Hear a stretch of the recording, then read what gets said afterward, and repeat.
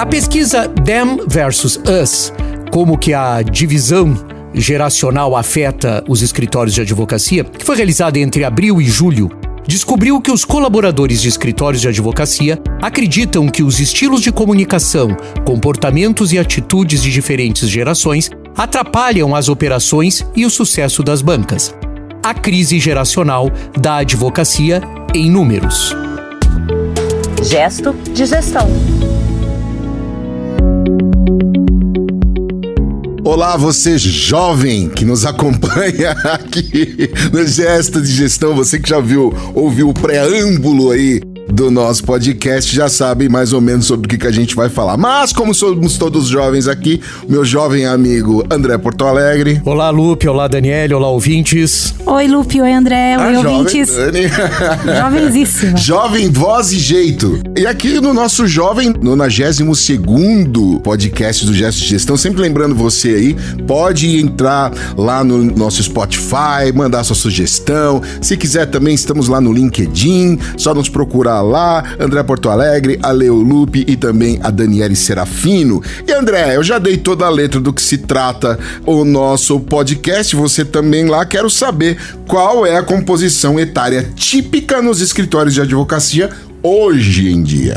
Hoje em dia e nos Estados Unidos, né, Lupe? Sempre lembrando para os nossos ouvintes que a pesquisa é americana, é estadunidense, porque lá se tem esse tipo de preocupação e nós aqui, exatamente o propósito do Gesto de Gestão e do Gesto de Inovação é nós trazermos essas informações porque elas são importantes sob o ponto de vista da estruturação, do gerenciamento e da gestão de escritórios de advocacia. Nos escritórios de advocacia nos Estados Unidos, hoje é comum ver uma mistura de pessoas de diferentes origens e gerações. A estrutura hierárquica que premia a antiguidade e contrata associados recém-saídos das faculdades de direito resulta em um escritório com diversas faixas etárias, fenômeno parecido com o do Brasil. Ou seja, você nas lideranças tem as pessoas mais experientes e na base, né, da pirâmide, só porque a gente falou no último programa também, você tem as pessoas mais jovens. Quem conduziu a pesquisa, e a pesquisa era curiosa, Daniele, que era até um assunto que você gosta bastante, era sobre comunicação intergeracional. Foi a plataforma Law.com e ela incluiu profissionais de escritórios de advocacia. Cerca de 38% dos participantes se identificaram como sócios. A questão é o seguinte, tomara que sejam mesmo, né? Porque senão é um auto-engano do cão, né? Quer dizer, se identificaram... Fake sócios, pra quem não sabe... Sócios, exatamente. Acompanha nosso, né? Exatamente. Alguns programas atrás. Por isso é que eles se identificam como sócios, né? 38%. 23%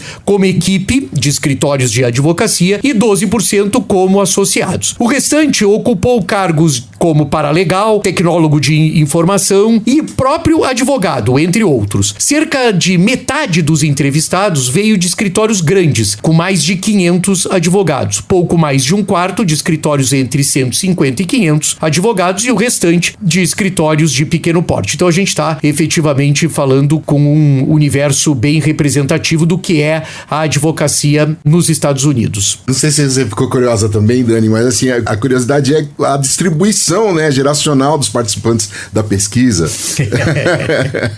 Pro deleite dos senhores, né? Pro deleite dos senhores que adoram essas coisas, a geração nos escritórios de advocacia, 39% dos entrevistados se identificaram como membros da geração X. Depois Daniele faz a sua intervenção, porque eu sempre me confundo. Não me pergunta que eu sempre me atrapalho. Quer já dar o toque agora, Daniele, do que é a geração X? Eu não sei dizer exatamente os anos, tá, André, aqui de cabeça, mas é uma geração, é a minha geração. Quem tá nos 40, nessa faixa etária que tá, é a geração X. Então, tá vendo? Eu não, X eu sei que eu não Mas eu vou procurar essa informação, que eu acho que é informação importante. 27,5% como baby boomers. Aí eu posso dizer, sou eu. Aí sou eu. A gente sempre sabe. Aí já é nós. Eu, alguns carinhosos amigos e amigas dizem que eu sou um limite. Mas é pura generosidade. Mas vamos lá, então. Eu tenho as datas, se quiser, André. Por favor, quero. Então, se você não se importar, porque acho que a gente, quem sabe, faz ao vivo, né? Esse programa é impressionante. Vamos lá. Os baby boomers são os nascidos entre 1940 e 1960, né? Então, tô com 60 a 80 anos. anos. Geração X são os nascidos de 1960 e 1980. Atualmente estão com os 40 a 60 anos. Eu fui... Os Millennials, que é a geração Y, são os nascidos entre 1980 e 1995, atualmente com 25 a 40 anos.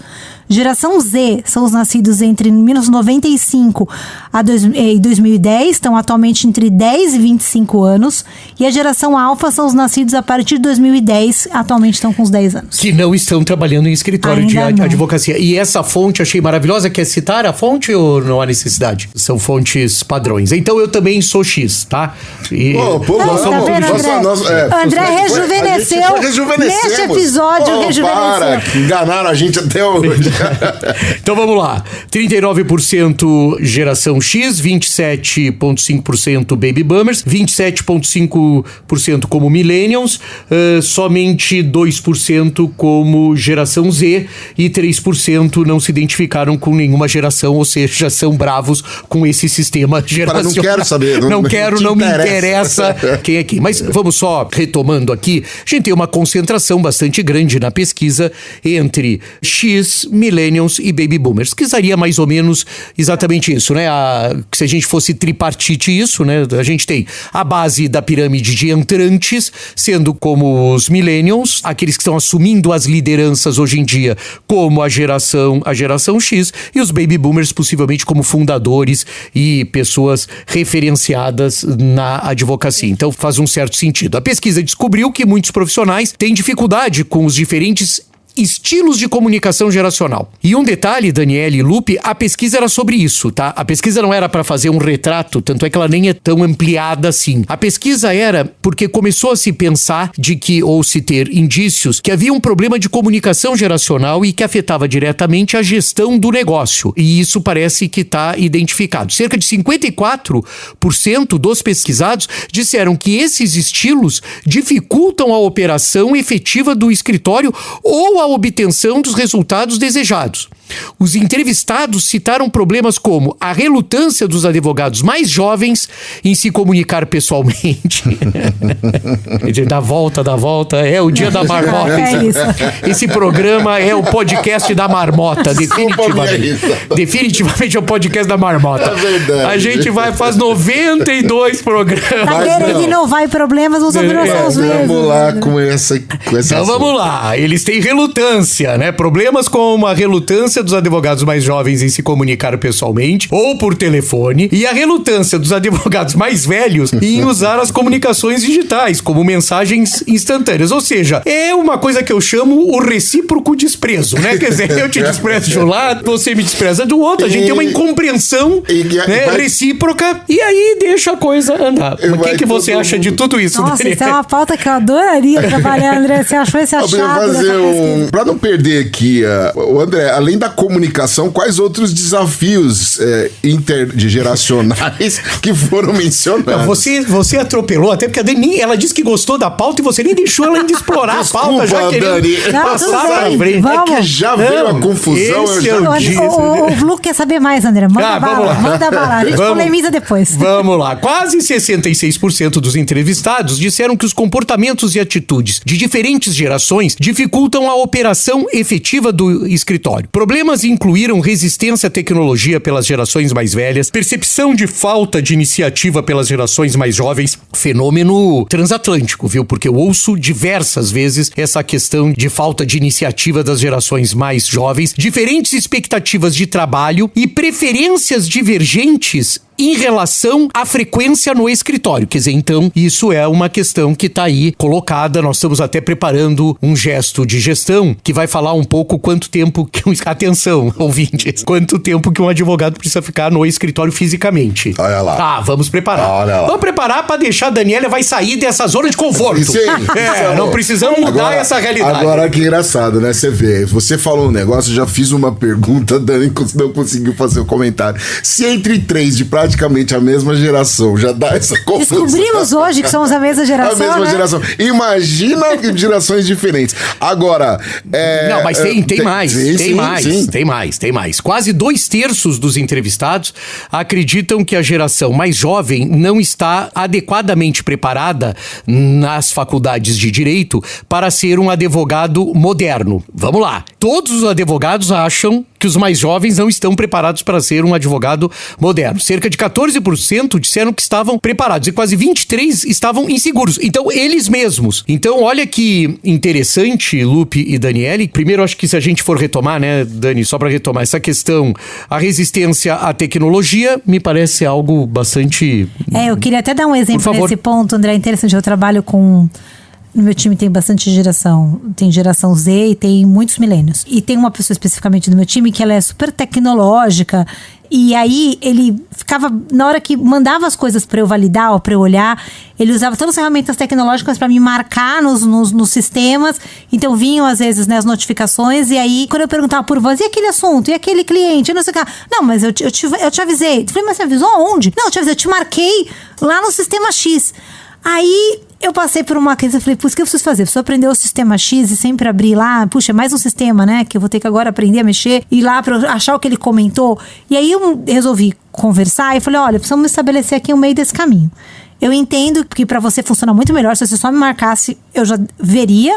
Só que pra mim, na dinâmica de tudo que eu faço, às vezes isso passa batido. Porque não é o canal que eu tô acostumada de receber as coisas. Que às vezes é o meu WhatsApp, às vezes é o e-mail, às vezes é o Teams, no caso, corporativo.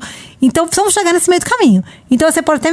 Você me avisa no Teams que você mandou uma coisa lá pra que esteja no meu radar. Ou você replica o que tá lá e você me manda nos canais que eu achei. Que ele falou, eu acho que isso é o meio termo. Porque a gente tem que se comunicar de um jeito que pra você consiga entender. E que pra mim também funcione falar. Então, eu acho que eu peguei esse gancho, que é aquela hora que eu ia comentar sobre isso, que eu acho que essas questões geracionais, elas vão existir, porque realmente a geração millennium pra trás é uma geração digital. Que a geração X não é um nativo digital. O nativo digital são dos milênios para trás. Então, os canais de comunicação eletrônicos, a convivência deles com os canais eletrônicos é muito diferente da nossa realidade. E não adianta a gente brigar com isso. A gente aceitar, mas talvez achar esses caminhos de meio termos aonde a gente se encontre nisso. Nem eu pedir para que seja analógico, que ele esteja todo dia no escritório, sentado do meu lado e me fale pessoalmente, ou pegue o telefone e me fale por voz. E ao mesmo tempo, nem que eu só deixe nos canais de comunicação, que eu só sou marcada em algum X lugar que eu tenho que caçar onde está essa informação. A gente tem que conversar sobre isso. Não, e eu acho interessantíssimo. E a tua colocação, inclusive, ela diz respeito a uma percepção de falta de iniciativa pelas gerações mais jovens, que foi identificada nessa pesquisa, que nesse caso ela não era verdadeira. Quer dizer, ele estava marcando as coisas que achava importante para você, estava colocando numa fonte que eventualmente não era pesquisada por você. E o meio do caminho, esse meio termo, ficou sensacional. Ou seja, nem ele não tinha iniciativa e nem você foi resistente. Se conseguiu uma forma consensual. Acho isso sensacional porque me incomoda um pouco ouvir, e a gente já conversou sobre isso aqui, que é essa falta de iniciativa das gerações mais jovens. Eu me lembro de um episódio que faz bastante tempo, a Daniele quase que colocou pra nós, mas por que eles estariam interessados em ter iniciativa, né? Quer dizer, o que a gente tá fazendo pra motivá-los a ficarem interessados em terem iniciativas? E são até problemas similares ao que a gente vê aqui no Brasil. Agora, o que eu acho, quem sabe tenha mais e até motivado a produção trazer esse assunto, Lupe, foi a questão dessa insegurança dos jovens advogados. Isso, quem sabe, seja uma questão que, quem sabe, a gente tenha que tratar disso, e quem sabe isso também reforce a necessidade de uma área de gestão de pessoas, de gestão de talento muito preparada para entender... Funcional, né? Exatamente, funcional, preparada para enfrentar essa questão que você vê, 23% deles mesmos, porque são a maioria, inclusive, quer dizer, a maioria, mas são em grande número fatia. dentro dessa pesquisa. Se juntar nativos digitais, né? você junta o Z com os milênios? Sim, ainda fica. E os que disseram que não são nada, que só são bravos até agora, só são revoltados até agora. Dá um grande número. Só são revoltados contra o sistema. Esses não sei. Esses não. Mas assim, que essa questão da insegurança, né? E a insegurança, ela pode estar ligada não só o que a gente pode chamar de mérito, né, sob o ponto de vista da competência específica do exercício da advocacia, Daniele, como pode estar ligado também à questão das interrelações, da questão de primeiros passos para uma liderança construída por meio de consenso, por meio de uma escuta ativa, por meio de empatia, né, que é se colocar, etc. E por uma questão que me parece assim, não vamos entrar aqui no mérito, né, eu achei ótimo que teve um episódio que a Dani falava assim, o assunto era super polêmico, ela disse assim, não vou entrar nesse assunto, eu já tinha entrado. Ela tava lá, tava no meio do assunto já. Ela disse, não vou entrar no assunto. É que você não sabe o que podia ter entrado.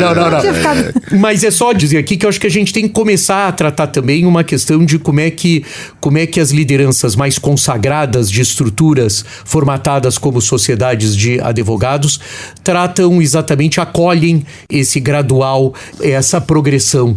Como é que nós estamos treinando, quais são as experiências que nós estamos passando, quais são os exemplos que a gente está transmitindo, né? E aí, gente, sei que é polêmico e vou fazer que nem a Dani, já estamos no meio da coisa mesmo, mas assim, isso não tem nada a ver com o presencial ou não presencial, que é um modelo de operação, mas volto a usar o que os consultores nos Estados Unidos cada vez mais frequentemente falam, que é o fato de que o presencial, eu não quero só você produzindo na sua casa, né? Eu quero você aqui também comigo pra gente poder trocar. Tem um lado disso, não tô fazendo apologia, né?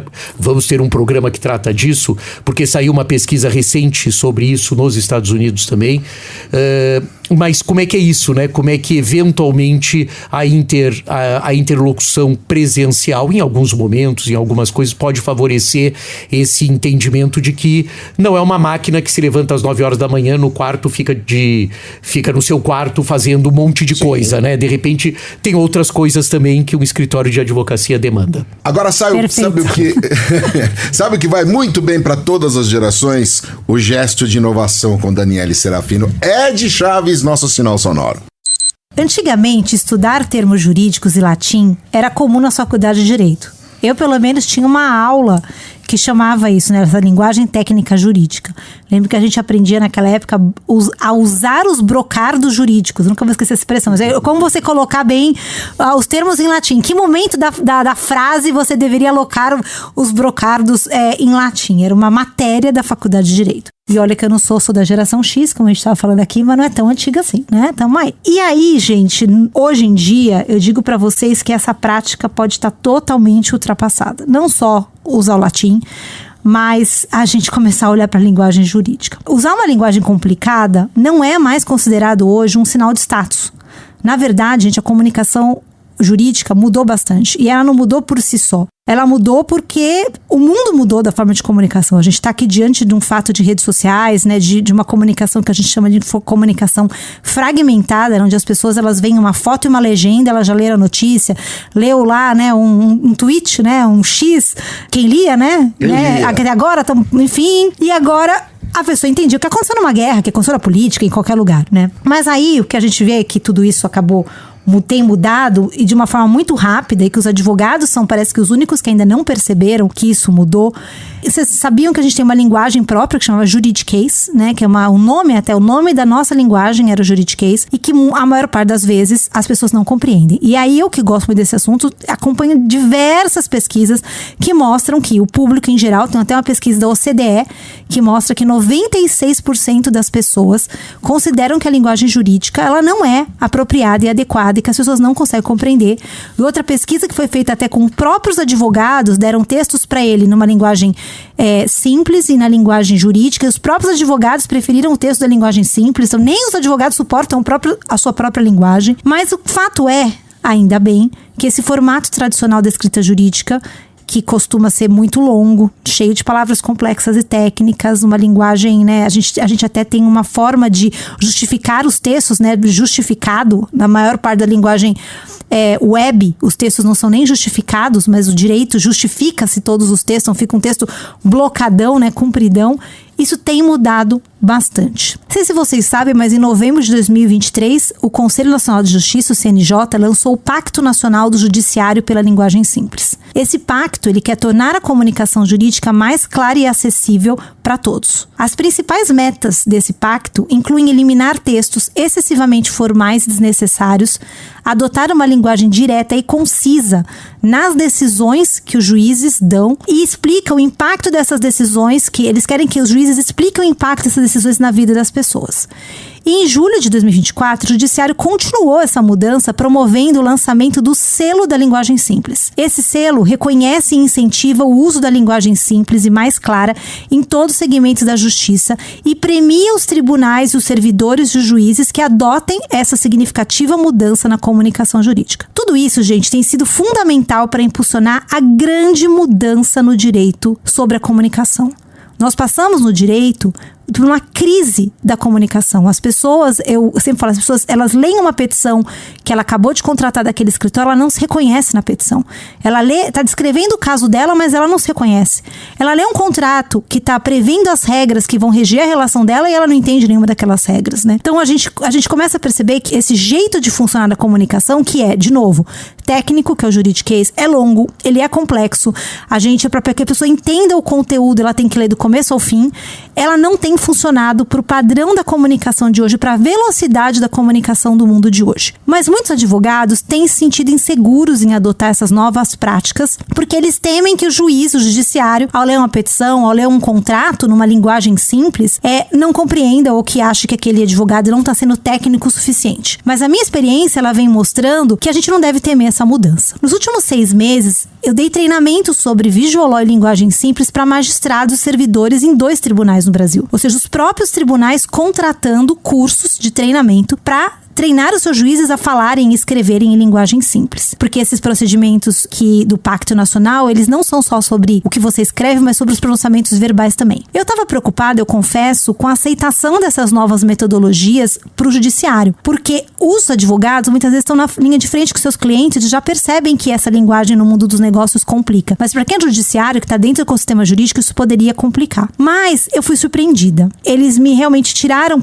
e eu queria compartilhar aqui no Gesto de Inovação esse ponto, tiraram esse meu receio. Muito pelo contrário. Eles demonstraram uma abertura mental incrível para a mudança e uma disposição real de transformar o acesso à justiça. Durante uma oficina prática, os juízes reescreveram decisões judiciais e colocaram o foco no jurisdicionado, no cidadão que está lendo aquela decisão. Tornaram a comunicação mais centrada nas pessoas que precisam realmente entender os seus direitos e deveres. E eles se colocaram como parte desse processo, né? Eles entendem que essas decisões, elas são para as pessoas, para o cidadão, e não apenas para que o advogado entenda. E os juízes que eles estavam ali, eles falaram que eles realmente têm o objetivo de promover o acesso à justiça e não dificultá-lo através da linguagem. A visão de propósito e a abertura para a mudança que eu observei nesses treinamentos foram muito motivadoras para mim. Isso mostrou que a transformação do direito, ela é poderosa e ela vai impactar todos os níveis, desde os magistrados, passando pelos profissionais jurídicos até o cidadão que busca a justiça. O direito, ele está se transformando de dentro para fora e isso é muito motivador. E aí, te pergunto, quero deixar aqui uma última reflexão. Você está aberto à mudança na comunicação jurídica? Se você ainda nunca ouviu falar sobre isso ou você tem insegurança, eu te convido a repensar, pois essa transformação está acontecendo e ela veio para ficar. Não existe mais lugar nesse mercado para os brocardos jurídicos. André, no meu tempo de escola, a gente ia fazer assim, vixi. Data vênia. Data vênia. Data vênia, digo. Gente, obrigado. Essa foi mais uma edição do Gesto de Gestão, a edição número 92. Dani, obrigado. André, obrigado. Obrigado você também que nos acompanha aí com a audiência do Gesto de Gestão. A Aline Nascimento, que tá aqui na mesa de som controlando esta balbúrdia. E também o Ed Chaves, que edita e monta, deixa tudo prontinho o nosso Gesto de Gestão. E a Compasso Colab, que nos abriga aqui no seu estúdio a partir da zona oeste de São Paulo para o mundo. A gente volta a se falar daqui a 15 dias. Até lá. Gesto de Gestão.